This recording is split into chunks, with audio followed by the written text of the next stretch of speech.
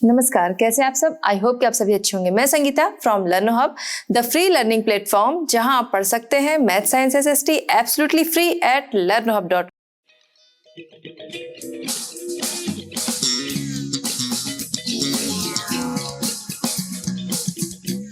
बच्चों, आज हम डिस्कस करेंगे एनसीईआरटी सॉल्यूशंस फॉर क्लास 10।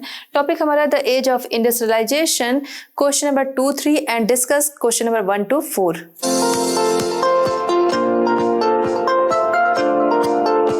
चलिए बच्चों, देखते हैं क्वेश्चन नंबर 2। क्वेश्चन नंबर 2 हमारा है राइट ट्रू और फॉल्स अगेंस्ट ईच स्टेटमेंट। ठीक है, आपके सामने कुछ स्टेटमेंट्स हैं, आपको ट्रू और फॉल्स में आंसर करना है। यहाँ पर फर्स्ट यानी कि ए है, at the end of the 19th century 80% of the total work force in Europe was employed in the technologically advance industrial sector. ठीक है, तो यहाँ पर क्या है कि 19th century के एंड तक, 19th century यानी कि 1800 से लेके फिर आप 1900 के पहले तक का जो टाइम है वो आपका आता है 19th century। ठीक है, तो इस टाइम में यूरोप में क्या है कि यूरोप का जो 80% वर्क फोर्स था वो टेक्नोलॉजिकली एडवांस टेक्नोलॉजीज का यूज कर रहा था या उस पर एम्प्लॉयड था। ठीक है, तो ये स्टेटमेंट ट्रू है या फॉल्स है? ये स्टेटमेंट फॉल्स है। वो इसलिए फॉल्स है क्योंकि टेक्नोलॉजी तो आ गई थी। ठीक है, टेक्नोलॉजी आ गई थी, टेक्नोलॉजी से लोगों को फायदे भी मिल रहे थे, काम भी जल्दी हो रहे थे। ठीक है, बहुत ज़्यादा वर्कफोर्स की ज़रूरत भी नहीं हो रही थी। लेकिन जो लोग जो ट्रेडर्स थे या फिर कह सकते हैं जो बिजनेसमैन थे, वो इनका यूज़ उतनी तेज़ी से नहीं कर रहे थे क्योंकि वहाँ पर क्या था, यूरोप में वर्कफोर्स जो थी वो आसानी से मिल जा रही थी। क्यों? क्योंकि वहाँ पर पॉपुलेशन बहुत ज़्यादा थी, लोगों के पास काम भी नहीं था, तो इसलिए वहाँ पर जो लेबर है वो आसानी से मिल जा रहे थे और उनके आसानी से मिलने की वजह से क्या था, उनकी कॉस्ट भी जो थी वो बहुत ज़्यादा नहीं थी। अब मशीन अगर लोगों को खरीदनी है, टेक्नोलॉजीज आ गई, मशीनें खरीदनी है, तो उसके लिए क्या है, एक अच्छी खासी राशि जो है, अच्छा खासा अमाउंट जो है वो खर्च करना पड़ेगा। साथ ही साथ मशीन जो है वो ख़राब हो गई तब। उसके अलावा बहुत सारी ऐसी चीज़ें थी जैसे कि बुक्स वगैरह हैं कि देखिए क्रिसमस टाइम में वो बहुत ज़्यादा बिकती थी। बहुत सारी ऐसे काम होते थे जो कि सीजनल होते थे, सीज़न के अकॉर्डिंग उनमें बिक्री ज़्यादा होती थी, सीज़न के अकॉर्डिंग उनकी डिमांड होती थी। तो इसलिए लोग क्या करते थे, लोग वर्कफोर्स को ही रखना ज़्यादा सही समझते थे बजाय मशीनों के। ठीक है, क्योंकि मशीनें जो हैं वो महंगी भी आती और उनका खर्चा भी ख़राब हो गई तो बनवाने में उनके खर्चे भी ज़्यादा थे। इस वजह से लोग उस टेक्नोलॉजी के आने के बाद से, उसकी सुविधाओं के बावजूद उनका उतना यूज़ नहीं करते थे, इसलिए ये फॉल्स है। नेक्स्ट हम आते हैं सेकेंड यानी कि बी है, the international market for fine textiles was dominated by India till the 18th century। ठीक है, 18th century तक इंडिया का जो टेक्सटाइल था वो पूरे वर्ल्ड को क्या कर रहा था, डोमिनेट कर रहा था, इंटरनेशनल मार्केट को वो डोमिनेट कर रहा था। तो ये क्या है, ये आपका ट्रू है। वो इसलिए ट्रू है क्योंकि इस समय तक इंडिया का जो कॉटन था उसकी डिमांड बहुत ज़्यादा थी। वो क्यों ज़्यादा थी? क्योंकि इंडिया का जो कॉटन टेक्सटाइल था वो काफ़ी फाइन था और जगह से अगर हम लोग देखें तो बाद में ज़रूर होता है कि बाद में मशीनें आ गई, लोग अपने यहाँ कॉटन उगाने लगे, तो इस वजह से डिमांड जो थी वो घट गई। लेकिन उसके पहले तक हम देखते हैं कि इंडिया का जो फाइन टेक्सटाइल था उसकी डिमांड बहुत ज़्यादा थी, जिसकी वजह से इंटरनेशनल मार्केट में उसका डोमिनेशन काफ़ी ज़्यादा था। नेक्स्ट है सी आपका है, the American civil war resulted in the reduction of cotton exports from India. ठीक है, तो अमेरिकन सिविल वॉर का रिजल्ट था इंडिया का कॉटन एक्सपोर्ट जो था उसका रिडक्शन। ठीक है, तो अगर ये देखें, ये क्या है, ये आपका फॉल्स है। क्यों फॉल्स है, इसको एफ से शो करेंगे। ये फॉल्स इसलिए है क्योंकि जब अमेरिकन सिविल वॉर की वजह से क्या था, इंडिया का कॉटन, उसका जो रिजल्ट था, इंडिया का कॉटन जो था वो क्या हुआ था, उसकी डिमांड जो थी वो इंक्रीज हो गई थी, ना कि वो रिड्यूस हुई थी, ना कि उसका रिडक्शन हुआ था। ठीक है, वो काफ़ी इंक्रीज हो गई थी इसलिए क्योंकि ब्रिटेन जो कि अमेरिका से कॉटन लेता था, अब जब अमेरिका में सिविल वॉर छिड़ गया तो ब्रिटेन को कॉटन की सप्लाई बंद हो गई, जिसकी वजह से ब्रिटेन क्या करने लगा, इंडिया से कॉटन लेने लगा।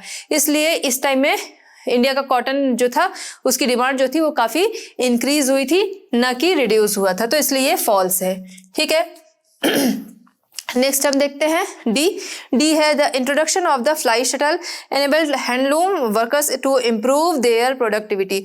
ठीक है, जब फ्लाई शटल वगैरह का इंट्रोडक्शन हुआ, जो हैंडलूम वर्कर्स हैं उनकी जो प्रोडक्टिविटी है, उनके जो काम है उसमें सुधार हुआ। तो ये क्या है, ये भी ट्रू है।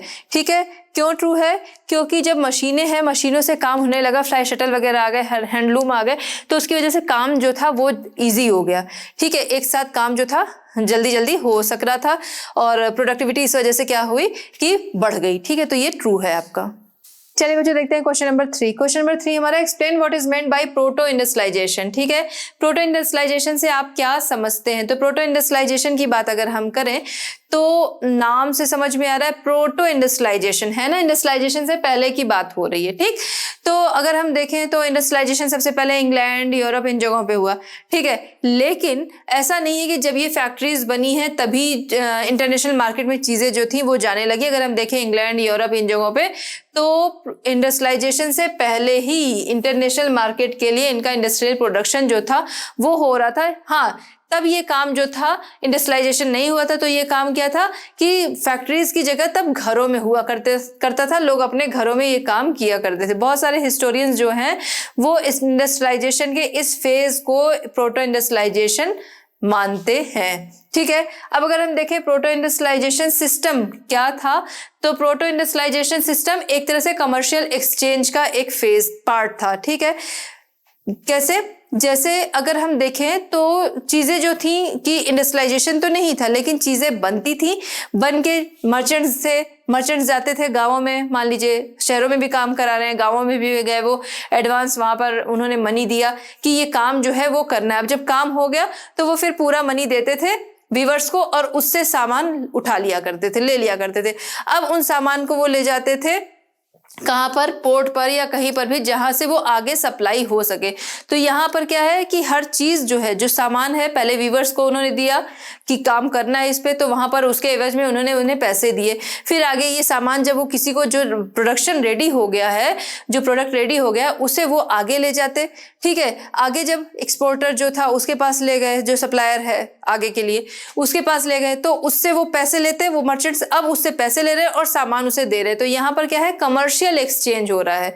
ठीक है, तो अगर हम देखें प्रोटो इंडस्ट्रियलाइजेशन सिस्टम, ये क्या था? कमर्शियल एक्सचेंज का एक पार्ट था, जिसमें कि लोग जो थे वो घरों में काम ना करके, जिसमें लोग जो थे वो फैक्ट्रीज में काम ना करके घरों में काम किया करते थे, जिसमें कि घर के मेंबर भी इन्वॉल्व हो जाते थे।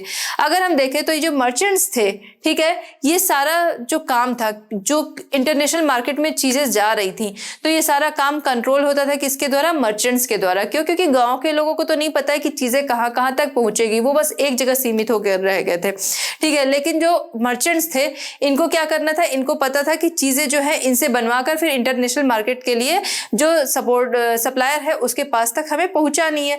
तो ये क्या करते थे? मर्चेंट्स जो थे वो इसे पूरी तरह से कंट्रोल करते थे, जो गुड्स था उसे प्रोड्यूस कराते थे और फिर उसे वो आगे ले जाया करते थे। एक मर्चेंट्स के अंदर में अगर हम देखें, एक फेज में 20 से 25 तक वर्कर जो थे वो काम करते थे, और अगर सिंपली अगर देखें तो 20 से 25 वर्कर एक फेज में काम करते थे। इसका मतलब अगर हम सोचें तो यानी कि एक मर्चेंट के अंडर में लगभग सैकड़ों वर्कर्स जो थे वो होते थे। ठीक है, तो आपको समझ में आ गया प्रोटो इंडस्ट्रियलाइजेशन से मतलब, यानी कि प्रोटो इंडस्ट्रियलाइजेशन वो सिस्टम है जहां पर कमर्शियल एक्सचेंज होता था। ठीक है, इंटरनेशनल मार्केट के लिए चीजें जो थी उनका प्रोडक्शन होता था और चीजें जाती थी। हाँ, इंडस्ट्रीज जो थी वो तब तक नहीं लगी थी, लोग फैक्ट्रीज की जगह घरों से काम किया करते थे। चलिए बच्चों, इस चैप्टर के क्वेश्चन आंसर के बाद अब हम आते हैं डिस्कस क्वेश्चंस पे। ठीक है, डिस्कस वाले सेक्शन में फर्स्ट क्वेश्चन हमारा है, why did some industrialist in 19th century Europe prefer hand labour over machine. ठीक है, 19th सेंचुरी में देखें तो कुछ इंडस्ट्रियलिस्ट जो थे वो मशीन की जगह पे हैंड लेबर को प्रेफर करते थे। क्यों? ठीक है, तो क्यों? उसके बहुत सारे रीजन थे। सबसे पहली चीज कि अगर देखें विक्टोरियन ब्रिटेन में देखें, लेबर जो थे उनकी कमी नहीं थी, बहुत सारे लोग थे, बेरोजगार थे, काम होने चाहिए था, तो लेबर की जो क्वांटिटी थी वो बहुत ज्यादा थी। अब क्वांटिटी ज्यादा है, डिमांड उतनी ज्यादा नहीं है, तो क्या होगा? उनका जो सैलरी होगी वो कैसी होगी? वो कम होगी। तो कम सैलरी में लेबर जो थे वो आसानी से मिल जाते थे क्योंकि बहुत ज्यादा क्वांटिटी में थे। तो इसीलिए बहुत सारे इंडस्ट्रियलिस्ट का मानना था कि जब लेबर जो है वो आसानी से मिल जा रहे हैं, कम सैलरी पे मिल जा रहे हैं, तो इसीलिए वो उन्हें प्रेफर किया करते थे। मान लीजिए अगर ये जो इंडस्ट्रियलिस्ट है, अगर वो मशीन खरीदना चाहते हैं तो मशीन एक तो एक बार में अच्छा खासा अमाउंट उन्हें खर्च करना पड़ेगा, ठीक है। दूसरा ये कि मशीन जो है वो मेंटेनेंस भी मांगेगी, तो इसीलिए कुछ लोग जो थे वो प्रेफर करते थे हैंड लेबर को कि वो आसानी से भी मिल जाएंगे और कम सैलरी पे काम कर लेंगे, इसलिए। तो पहला तो ये हो गया कि लेबर की जो लेबर शॉर्टेज भी नहीं थी और सैलरी भी हाई नहीं थी, इसलिए रखते थे। दूसरा क्या था, बहुत सारी इंडस्ट्रीज थी जहां पर सीजनल काम होता था, ठीक है। जैसे गैस घर हो गए, बुक वगैरह का देख लिया, प्रिंटिंग है, बाइंडिंग है, ये सारी, जैसे गैस घर है या बुक का ही पोर्शन हम देखते हैं, तो बुक बाइंडिंग एंड प्रिंटिंग जो है वो जाड़ों के टाइम में ज्यादा होती थी। जो क्रिसमस वाला टाइम आता था उसमें बुक्स बहुत ज्यादा सेल होती थी, लोग अपने लिए भी खरीदते थे, लोगों को गिफ्ट करने के लिए भी खरीदते थे, ठीक है, जगह जगह बांटने के लिए खरीदते थे।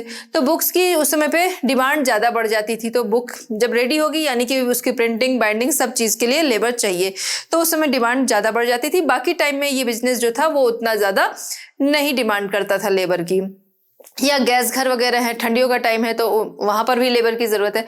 यानी कि जो ऐसे सीजनल इंडस्ट्रीज होती थी, सीजनल जहां पर डिमांड होती थी, वहां पर भी लोगों को लगता था कि मशीन की जगह पर ये हैंड लेबर जो है वो ज्यादा अच्छे हैं, उनसे काम लेना ज्यादा अच्छा है। मशीनें हैं, मान लीजिए एक टाइम में खरीद भी लिया, फिर वो यूज में नहीं है तो वो खराब होंगी, उससे अच्छा लेबर है, जब जैसी जरूरत है रखा, फिर जब जरूरत है तो जरूरत नहीं है तो उन्हें हटा दिया, ठीक है। ये दो रीजन हो गए। तीसरा क्या है कि बहुत सारे प्रोडक्ट्स ऐसे होते हैं, अ range of products could be produce only with hand labour, ठीक है। बहुत सारे प्रोडक्ट ऐसे होते हैं जो कि हैंड के द्वारा ही बनाए जा सकते हैं, तो ये रीजन था।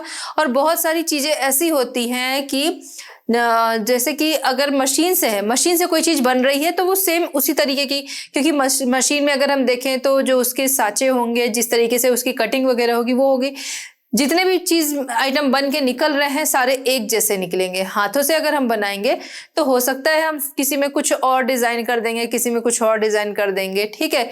यानी कि कोई चीज बन रही है, जैसे ये पेन है, ये पेन अगर मशीन से बना है तो इस तरीके की जितनी भी पेन्स होंगी सारी पेन्स कैसी होंगी, एक जैसी होंगी, ठीक है। मशीन से बन रही है, सारी पेन्स एक जैसी होंगी।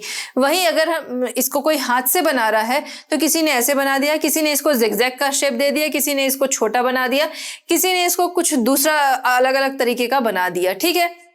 यानी कि हैंड से अगर चीजें बन रही हैं तो एक टाइम में ही क्या है कि जब वो बन रही हैं, जो बना रहा है वो कई डिजाइन उसमें दे सकता है, बट मशीनों से क्या है एक ही तरह की डिजाइन निकल रही है, तो इसलिए भी कुछ इंडस्ट्रीज जो थे वो हैंड लेबर को प्रेफर करते थे। उसके अलावा जो एरिस्टोक्रेट वगैरह थे, जो पूंजीपति थे, ठीक है, जो बड़े लोग थे, जो जिनके पास ज्यादा पैसे होते थे, वो भी प्रेफर करते थे हैंड से बनी हुई चीजों को, क्योंकि हैंड का जो काम होता था, हैंडवर्क जो होता था वो ज्यादा फाइन होता था मशीन की जगह पे। एक तो मशीन से ज्यादा वो फाइन होता था, दूसरे उनको वैरायटीज मिल जाती थी, इसलिए भी वो लोग प्रेफर करते थे। तो ये सारे रीजंस थे जिनकी वजह से हम कह सकते हैं कि 19वीं सेंचुरी में कुछ इंडस्ट्रीज जो थे वो मशीन की जगह हैंड लेबर को प्रेफर करते थे। चलिए बच्चों देखते हैं क्वेश्चन नंबर 2। क्वेश्चन नंबर 2 हमारा है, how did the East India Company procure regular supplies of cotton and silk textile from Indian weavers. Question हमारा क्या कह रहा है, इंडियन वीवर्स से कॉटन एंड सिल्क की रेगुलर सप्लाई के लिए ईस्ट इंडिया कंपनी ने क्या किया। तो ईस्ट इंडिया कंपनी जब तक की सत्ता उसके हाथ में पूरी तरह से नहीं आई थी, तब तक जो Indian cotton and silk textile था उसकी डिमांड जो थी वो इंटरनेशनल मार्केट में पहले से थी, ठीक है। तो जब तक सत्ता हाथ में नहीं आई तब तक कंपनी को फाइट करनी पड़ती थी इसके लिए, ठीक है।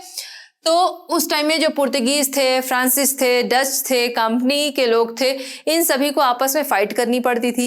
इंडियन वीवर्स और मर्चेंट्स जो थे वो क्या करते थे, वो चीज़ों का काफ़ी मोल भाव इस वजह से करते थे क्योंकि फाइट ज़्यादा है, बहुत सारे लोगों को चाहिए, तो जहाँ से उन्हें ज़्यादा प्राइस मिल रहा है उसे वो बेच दिया करते थे।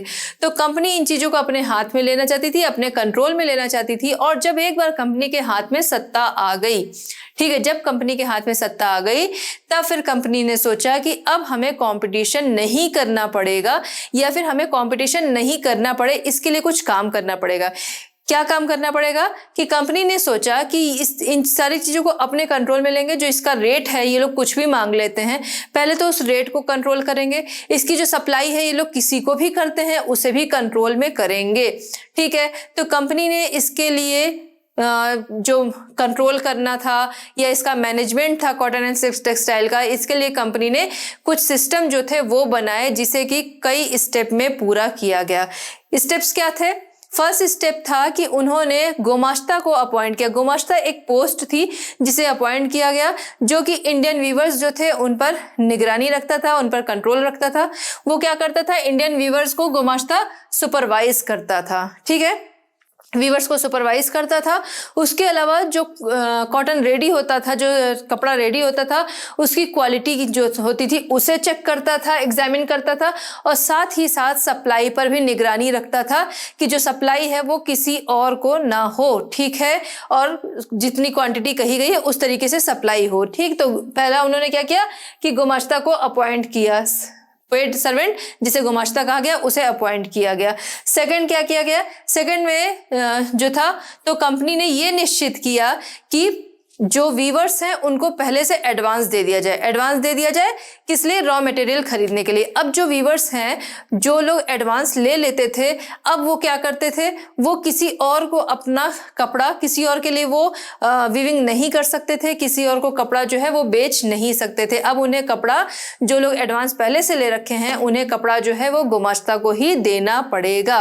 तो इस तरीके की योजनाएं उन्होंने बनाई। It prevented company weavers from dealing with other buyers. तो अब कोई जो था वो दूसरे बायर्स के साथ डील भी नहीं कर सकता था, और जो भी पैसा ले लेता था, एडवांस सिस्टम जो लागू हुआ था, जो ले लेता था उसको क्या करना होता था कि उसको हैंड ओवर जो पूरा करना पड़ता था वो गुमाश्ता को ही करना पड़ता था, ठीक है। इसके अलावा क्या था? कंपनी ने ये तो अपने हाथ में कंट्रोल लेने के लिए किया कि गुमाश्ता की नियुक्ति कर दी गई, और गुमाश्ता जो था वो पूरी निगरानी रखता था कि किसी और को आप कपड़े नहीं बेच सकते हैं, ठीक है। क्वांटिटी कैसी है, क्वालिटी कैसी, इन सारी चीजों पर निगरानी रखता था गुमाश्ता।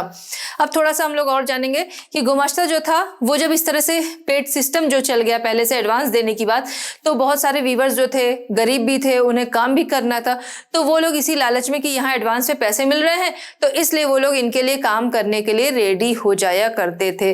अब जो लोग इनसे पैसे ले लेते थे एडवांस में, उनको इन्हीं के लिए काम करना पड़ता था, और उसके बदले में इन्हें पैसे भी अच्छे नहीं मिलते थे। कहाँ? तो ये जब ये वीवर्स क्या करते थे, जब लोगों के बीच फाइट होती थी, कंपटीशन था, उस टाइम में तो अपने मुंह मांगे दाम पर चीजों को बेच लेते थे, लेकिन अब वो बहुत कम कीमत पे अपनी चीजें बेचनी पड़ती थी। दूसरी चीज कि जो ये गुमाश्ता होते थे ये बाहर से अपॉइंट होके आते थे, बाहर से अपॉइंट होके आते थे, तो ये जो गांव वाले लोग थे उनसे इनका कोई कांटेक्ट या फिर कह सकते हैं उनसे इनका कोई लगाव नहीं था। तो जब भी जो गुमाश्ता हैं उन्हें क्वांटिटी कम मिली, या अच्छा कपड़ा नहीं मिला, या फिर समय पर नहीं मिला, तो ऐसे टाइम में ये मर्चेंट्स को पीटने भी लगते थे। जो वीवर्स थे उनकी पिटाई भी कर दिया करते थे, मतलब उन्हें पनिश करते थे, पनिशमेंट के रूप में वो उनकी पिटाई किया करते थे, जिसकी वजह से गुमाश्ता और जो वीवर्स थे उनके बीच में हमेशा कॉन्फ्लिक्ट्स रहते थे, हमेशा टकराव रहते थे, ठीक है।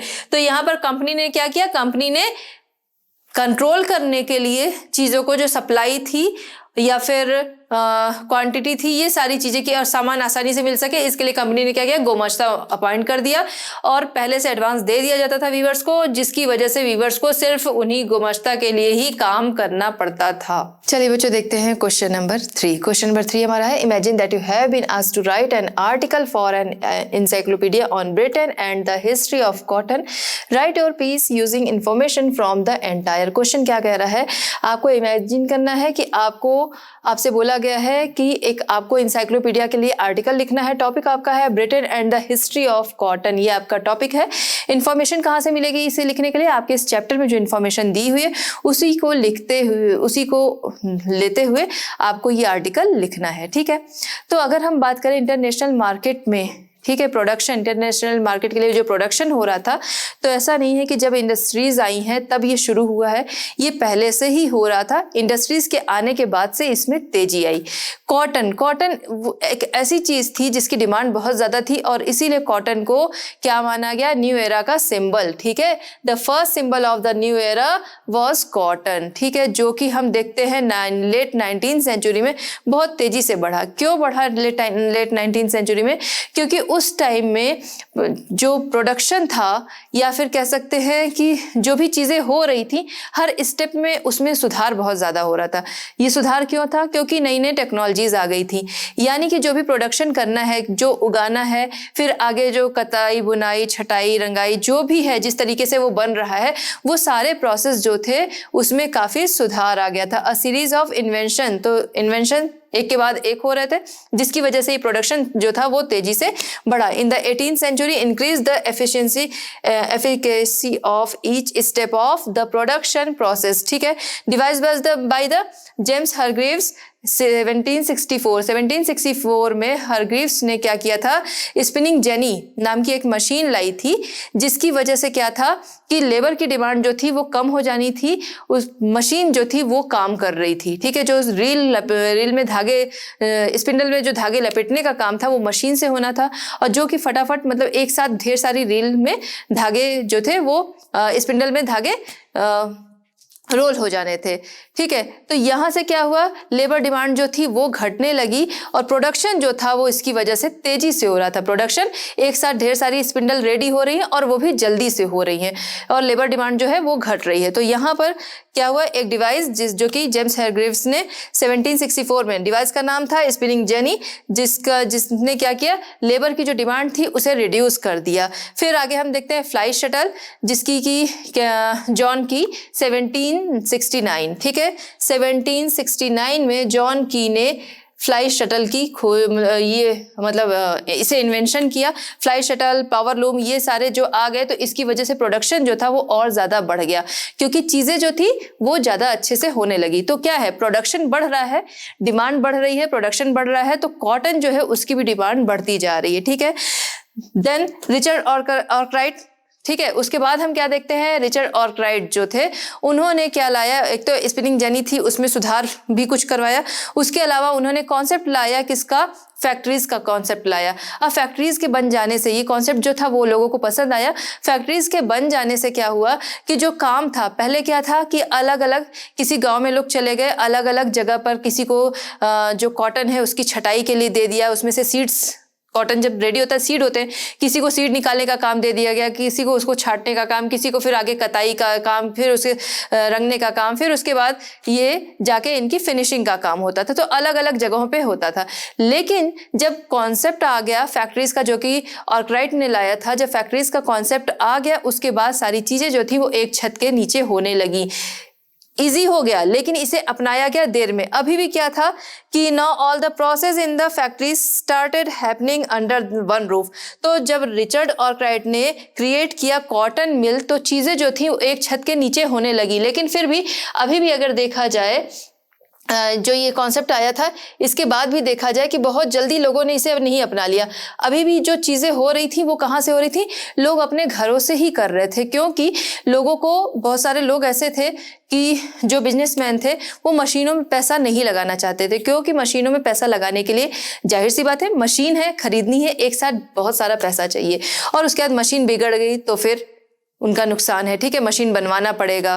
ठीक, कोई गारंटी भी नहीं है कि मशीन जो है वो बन ही जाएगी। हर तरीके की सोच थी, तो इस वजह से बहुत जल्दी लोगों ने इसे अपनाया नहीं। तो now it was very fast but a large portion of the output was produce not with in factories but outside with in domestic units. तो जिस तरीके से डोमेस्टिक यूनिट्स में लोग काम कर रहे थे अभी भी उस तरह कर रहे थे। धीरे धीरे चीजें बढ़ी, यहाँ तक कि जब जेम्स वाट जिसने क्या किया था, स्टीम इन्वेंशन किया था। ठीक है, स्टीम की खोज जिसने की थी, तो उसने न्यूकॉमन ने डिजाइन किया पावर स्टीम, जिसकी वजह से काम था कि और इजी हो जाना था। लेकिन फिर भी लोग जो थे पावर स्टीम को अपनाने से कतरा रहे थे। जेम्स वाट ने उसकी डिजाइन में सुधार भी किया न्यूकॉमन के साथ मिलकर, लेकिन फिर भी लोग जो थे स्टीम पावर को उतने जल्दी नहीं अपना रहे थे, क्योंकि फिर वही चीज कि मशीन है, अगर खराब हो गई तो लेबर है, लेबर आसानी से मिल जाएंगे। एक लेबर काम कर रहा है, अगर उसकी तबीयत खराब हो गई तो दूसरा लेबर मिल जाएगा, वो छोड़ के चला गया तो दूसरा लेबर मिल जाएगा। लेकिन मशीन क्या है, मशीन उन्हें फिर से बनवानी पड़ेगी और अच्छा खासा खर्चा आएगा। इसलिए अभी भी लोग जो थे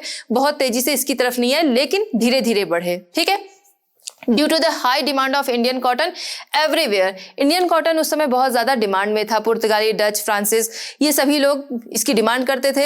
एक तरह से कह सकते हैं कि जो मर्चेंट्स होते थे ले जाते थे, तो वहां पर बोली लगती थी, बोलियां लगती थी। आप लोग समझते होंगे, जब बोली लगती है तो जो ज्यादा रेट देता है उसको लोग चीजें बेच देते हैं। ईस्ट इंडिया कंपनी जो कि हमारे यहाँ आ गई थी, तो वो क्या कर रही थी, वो चाह रही थी कि चीजें जो है अपने कब्जे में ले ले, लेकिन तब तक बंगाल, कर्नाटक, इन पे उनका कब्जा नहीं हुआ था।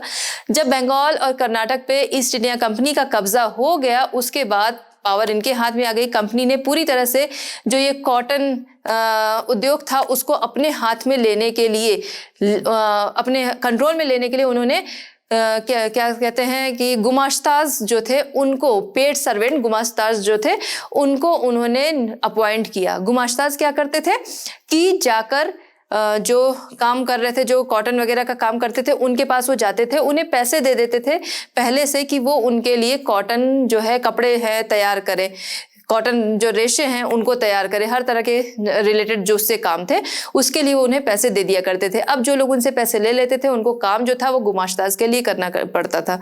ठीक है, वो किसी और को अब अपना कॉटन नहीं बेच सकते थे, तो गुमाश्ताज जो थे वो अपॉइंट कर दिए गए। ये पेड होते थे और जो कि क्या करते थे, इवैल्यूएशन करते थे, एग्जामिन करते थे जो चीजें रेडी हो रही हैं उसकी। ठीक, उसके बाद हम देखते हैं कि क्या हुआ कि इंडियन कॉटन जिसकी डिमांड इतनी ज्यादा थी और ईस्ट इंडिया कंपनी जो कि उसे अपने कंट्रोल में लेना चाहती थी, आगे डिमांड वो कम हो गई। क्यों कम हो गई? क्योंकि अब यूके में बड़ी तेजी से प्रोडक्शन इसका होने लगा। ठीक है, UK cotton production slow demands significantly fail. ठीक है, तो यहाँ पर क्या हुआ कि वहां पर कॉटन जो था वो प्रोडक्शन तेजी से हो गया, जिसकी वजह से इंडियन कॉटन की डिमांड जो थी वो वहां पर कम हो गई। ठीक है, क्यों कम हो गई? क्योंकि प्रोडक्शन हो रहा था इसलिए नहीं कम हो गई। इंडिया का कॉटन जो था वो बहुत फाइन था, जिसकी वजह से कहा गया था कि इंडिया का कॉटन जो है उसकी डिमांड हमेशा रहेगी। लेकिन क्यों कम हो गई?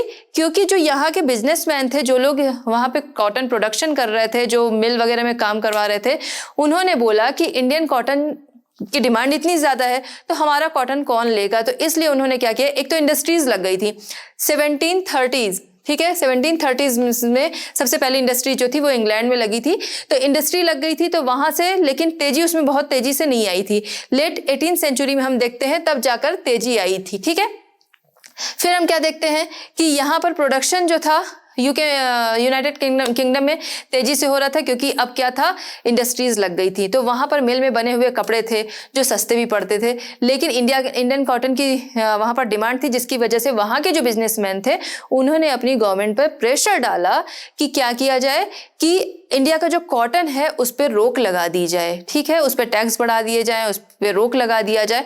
और इंडिया को कॉलोनाइज कर रखा था ईस्ट इंडिया कंपनी ने, इसलिए बोला गया कि वहां पर भी हमारे कपड़े जो हैं, वहां की चीजें हमारे यहाँ ना आए। ठीक है, और इसके अलावा हमारे कपड़े जो हैं रेडी जो हैं वो वहां पर भेजे जाए। तो जो उनके कपड़े बने हुए होते थे, मिल में बने होने की वजह से वो सस्ते भी होते थे, इसलिए वो इंडियन मार्केट में बहुत तेजी से बिके। तो इंडियन कॉटन की यानी कि यहाँ पर डिमांड जो थी वो कम हो गई, बहुत कम हो गई। लेकिन उसके बाद हम देखते हैं अचानक से डिमांड जो होती है वो काफी बढ़ जाती है। क्यों बढ़ जाती है? जब हम देखते हैं 1862 में अमेरिकन सिविल वॉर स्टार्ट होता है। ठीक है, तो उस टाइम में अमेरिका से जो सप्लाई हो रही थी वो बंद हो गई, जिसकी वजह से इंडियन कॉटन की डिमांड जो थी वो फिर से बढ़ गई। ठीक है, तो ये आपको हिस्ट्री जो थी वो समझ में आ गई होगी एक तरह से उनका, Britain and the cotton industries, Britain and the history of cotton. ठीक है, आपको समझ में आ गया होगा कि वहां पर क्या है, पहले काम चल रहा था, वो धीरे धीरे चल रहा था, मशीनें आई, काम था तेजी से चलने लगा। कॉटन इंडिया से भी जाता था, उनका खुद का भी होता था, लेकिन जब वहां पर प्रोडक्शन ज्यादा होने लगा तो इंडियन कॉटन की डिमांड वहां पर बंद हो गई, ठीक है, उसको बंद करा दिया गया। फिर उसके बाद जब अमेरिकन सिविल वॉर जो था जब वो छिड़ा है, तो हम देखते हैं जो 60s का टाइम है, 1860s का जो टाइम है, उस टाइम में इंडियन कॉटन की फिर से वहां पर डिमांड जो थी वो बढ़ गई, क्योंकि अमेरिका से सप्लाई जो थी वो उनके लिए बंद हो गई। ठीक, चलिए बच्चों देखते हैं क्वेश्चन नंबर 4। क्वेश्चन नंबर 4 हमारा है, why did industrial production in India increase during the first world war. ठीक है, क्वेश्चन हमारा क्या कह रहा है, इंडिया का इंडस्ट्रियल प्रोडक्शन जो था वो फर्स्ट वर्ल्ड वॉर के दौरान क्यों इंक्रीज हुआ, क्यों बढ़ा। ठीक, फर्स्ट वर्ल्ड वॉर से पहले की चीज अगर हम देखेंगे, पहले की कंडीशन देखेंगे इंडियन इंडस्ट्रीज की, तो बहुत बुरी थी। क्यों? क्योंकि जो ईस्ट इंडिया कंपनी थी उसने हमें क्या कर रखा था, कॉलोनाइज करके रखा था, यानी कि हमारी जो अर्थव्यवस्था थी उस पर भी उनका कब्जा था। तो क्या करते थे, बाहर अपने यहाँ की बनी हुई चीजें जो थी वो हमारी मार्केट में बिकवाते थे, और जो यहाँ का कॉटन और सिल्क जो टेक्सटाइल था वो सब जगह पे उसकी डिमांड थी, उस पर उन्होंने रोक लगा दी थी। तो हमारी चीजें बाहर नहीं जा सकती थी और बाहर की चीजें जो थी वो हमारी मार्केट में बिक रही थी। इस वजह की इससे जो यहाँ की इंडस्ट्रीज थी वो बहुत बुरी हालत में थी कि यहाँ के लोग भी उन चीजों को नहीं यूज कर पा रहे, बाहर जाने की तो बात दूर है। उसी टाइम जब फर्स्ट वर्ल्ड वॉर जो है वो जब छिड़ गया, तो जो ब्रिटेन से कपड़े यहाँ पर आया करते थे, ब्रिटेन के जो सामान यहाँ पर आया करते थे, अब वो यहाँ पर नहीं आ सकते थे। क्यों? क्योंकि वॉर में बहुत ज्यादा जरूरत पड़ गई थी सामानों की, कपड़ों की, हर चीज की, वर्दी की, टेंट की, तो इसलिए वो लोग अपनी जरूरतों को ही पूरा करने में लगे थे। तो वहां की चीजें जो है यहाँ की मार्केट में आती थी पहले, तो वो आना बंद हो गई। तो इसलिए इंडस्ट्रीज जो थी वो थोड़ा सा ग्रो की कि यहाँ के लोग जो है अब यहाँ की चीजों को ही यूज करने लगे। युद्ध लंबा छिड़ गया। जब युद्ध लंबा छिड़ गया तो युद्ध के लंबा छिड़ने की वजह से लंबा खिंच गया, युद्ध जो था वो लंबा खिंच गया। युद्ध के लंबा खिंचने की वजह से क्या हुआ कि अब जो ब्रिटेन वहां उस युद्ध जो आर्मी की जरूरतें पूरी कर रहा था, अब वो पूरी नहीं हो पा रही थी, उसके लिए बाहर से भी सामान आना था। तो इसके लिए इंडियन इंडस्ट्रीज से चीजें जो है वो तैयार होकर जाने लगी, यानी कि इंडियन इंडस्ट्री जो थी अब उसे फायदा ये होने लगा कि यहाँ के लोग तो चीजें यूज कर रहे हैं, यहाँ से चीजें बनकर युद्ध में भी जा रही, और युद्ध में डिमांड भी बहुत ज्यादा थी। तो यहाँ से बन के जैसे जूट बैग हो गया, आर्मी की यूनिफॉर्म हो गई, टेंट हो गया, ठीक है, लेदर बूट्स हो गए, हॉर्स एंड म्यूल सैडल्स हो गए, और बहुत सारे सामान जो थे उनकी डिमांड बढ़ने लगी, जिसकी वजह से यहाँ पर फैक्ट्रीज जो थी पहले तो ग्रो कर नहीं रही थी, फैक्ट्रीज में उतना काम था नहीं, तो बहुत ज्यादा फैक्ट्रीज भी नहीं थी। अब जब डिमांड बढ़ने लगी तो पुरानी फैक्ट्रीज जो थी वो कई शिफ्टों में चलने लगी, यानी कि दिन रात अब काम वहां पर चलने लगे। उसके अलावा नई नई फैक्ट्रीज भी लगने लगी, नई फैक्ट्रीज लग रही हैं, दिन रात काम हो रहे हैं, यानी कि एम्प्लॉयमेंट बढ़ेगा, इसलिए बहुत ज्यादा लोगों को उस दौरान रोजगार भी मिला। इसी वजह से हम देखते हैं कि फर्स्ट वर्ल्ड वॉर के दौरान और काम के जो घंटे थे, वर्किंग आवर्स जो थे वो भी बढ़ा दिए गए। तो इसी वजह से हम देखते हैं कि फर्स्ट वर्ल्ड वॉर के दौरान इंडियन इंडस्ट्रीज जो थी वो बूम कर गई। उस टाइम में इंडियन इंडस्ट्रीज जो थी उनका प्रोडक्शन जो था वो काफी बढ़ गया। तो बच्चों इस तरह हमारा ये चैप्टर होता है कंप्लीट। मिलते हैं नेक्स्ट चैप्टर नेक्स्ट सॉल्यूशंस के साथ at Learn Hub. Learn Hub free है पर बेस्ट है।